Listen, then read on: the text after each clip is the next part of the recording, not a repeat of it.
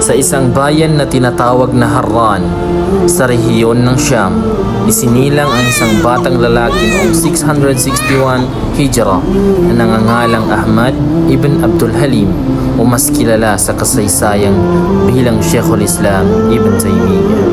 Mula pagkabata, ang kanyang buhay ay tinakda para sa kaalaman, katotohanan at pakikibaka sa larangan ng Islam.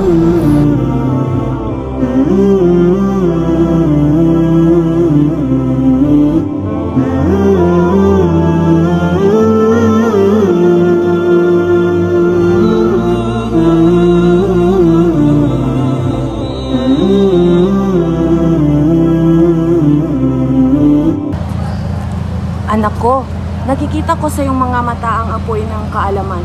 Huwag ka sanang mapawi ng takot at pagod. Ina, mananaliksik ako para sa kalulugod ng Allah. Sa isang simple na bahay sa Harran, si Ibn Taymiyyah ay nakaupo at nag-aaral kasama ang kanyang ama. Nagtatanong sa kanyang ama tungkol sa mga turo ng Islam at Quran. وَلَئِن سَأَلْتَهُمْ مَنْ خَلَقَ السَّمَاوَاتِ وَالْأَرْضَ وَسَخَّرَ الشَّمْسَ وَالْقَمَرَ لَيَقُولُنَّ اللَّهُ فَأَنَّى يُؤْفَكُونَ. Anak, ang kaalaman ay liwanag ng ating buhay. At sa pamamagitan ng liwanag na ito, maglalakbay ka patungo sa katotohanan. Ama, dahil sa liwanag na yan, gusto kong malaman ang katotohanan tungkol sa Quran at sa Sunnah. Sila ang ilaw ko.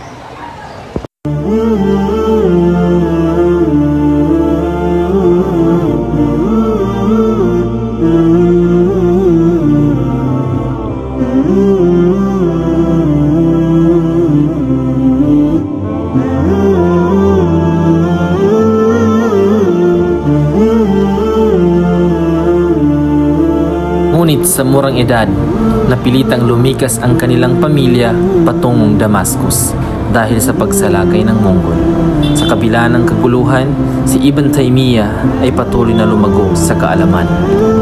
Sa edad na 17, nagsimula na siyang magbigay ng fatwa sa piling ng mga ulama ng Ahlus Sunnah wal Jama'ah. Kinilala ang kanyang lalim ng kaalaman sa Quran, Sunnah at paninindigan sa manhaj ng Salafus Salih ridwanullahi alaihim ajma'in. Innal hamdalillahi alladhi nahmaduhu wa nasta'inu wa na'udzu billahi min sururi anfusina may yahdihillahu fala mudilla lahu wa may yudlil fala hadiya lahu.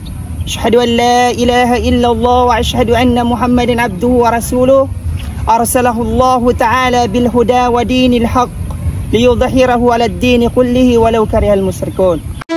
Habang nagtuturo si Ibn Taymiyyah, isa sa kanyang mag-aaral ang nagtanong patungkol sa bid'ah.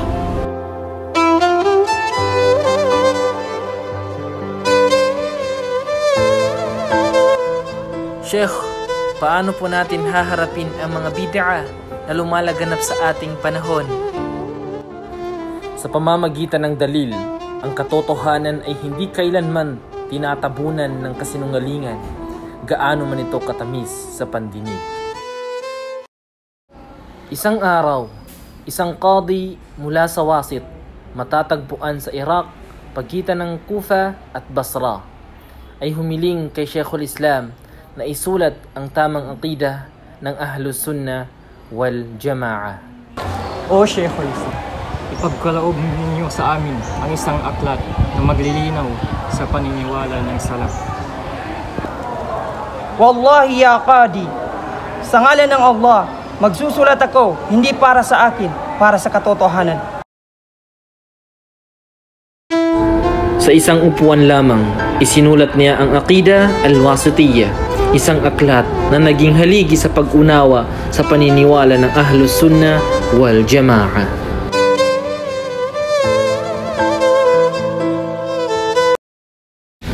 Siya ay unang ipinakulong matapos maglabas ng isang fatwa na nagpaparusa sa isang Kristiyanong lumalapastangan sa propeta sallallahu alaihi wasallam.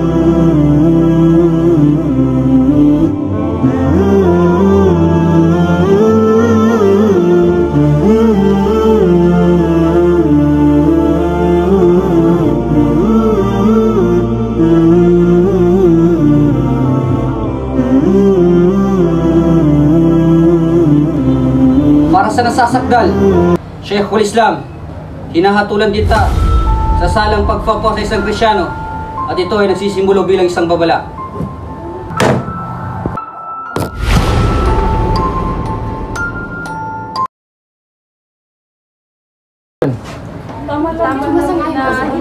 Tama talaga na hinahatulan siya ng gano'n. Kasi para sa Sumasang-ayon ka ba doon?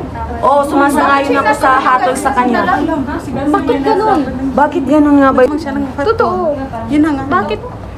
Hindi ko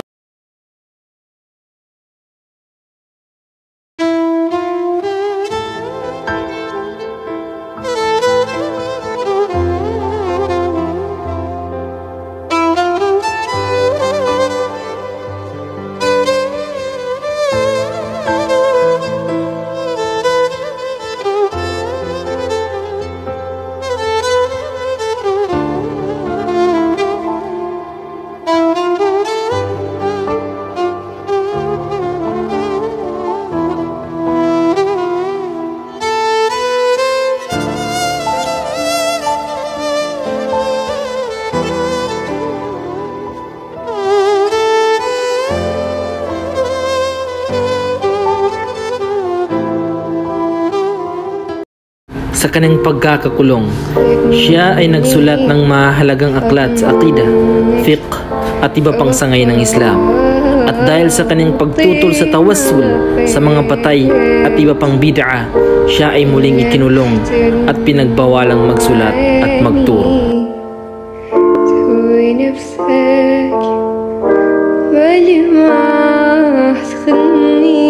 Noong 728 Hijra, si Sheikhul Islam Ibn Taymiyyah ay sumakabilang buhay habang nasa bilangguan.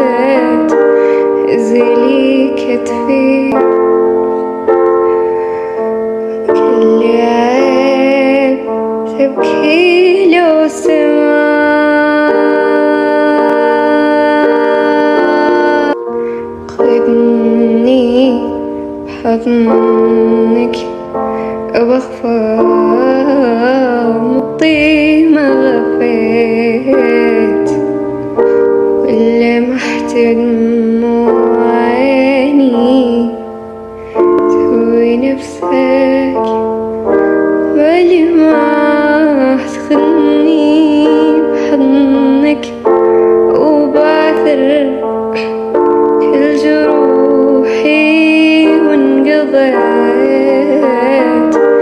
زلي كتفي كل عين تبكي لو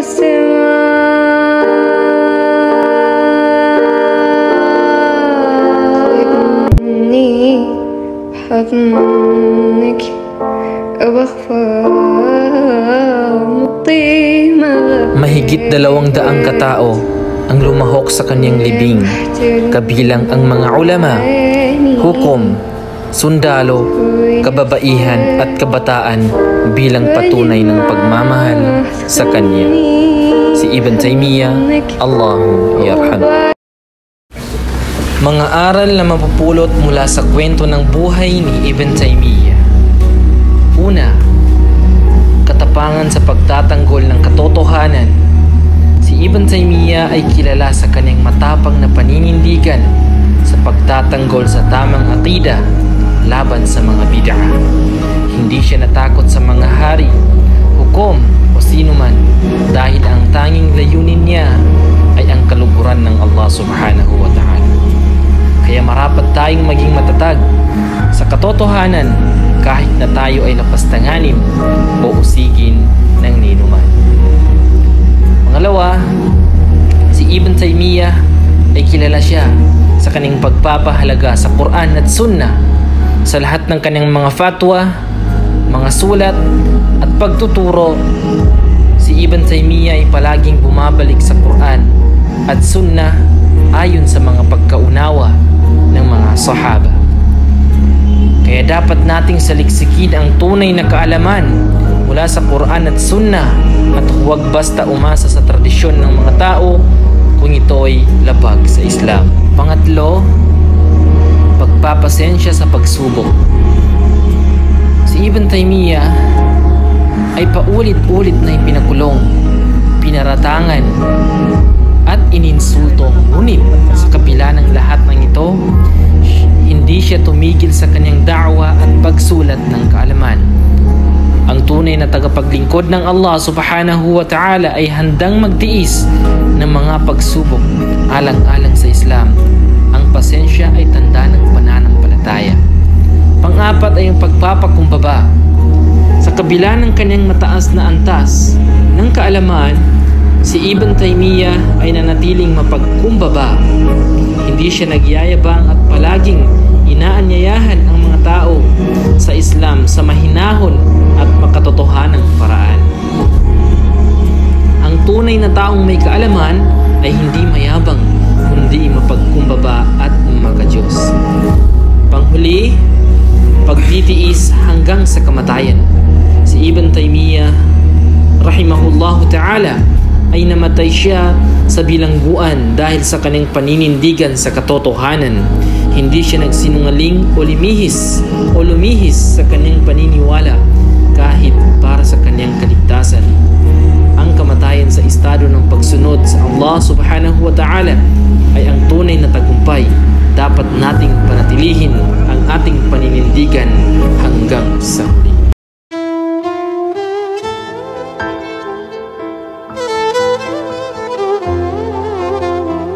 A few moments later. Katahimikan! Ay! Mo ka ng... Sheikhul Islam!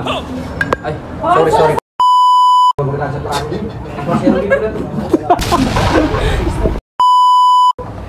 Hindi ko lang sure kung...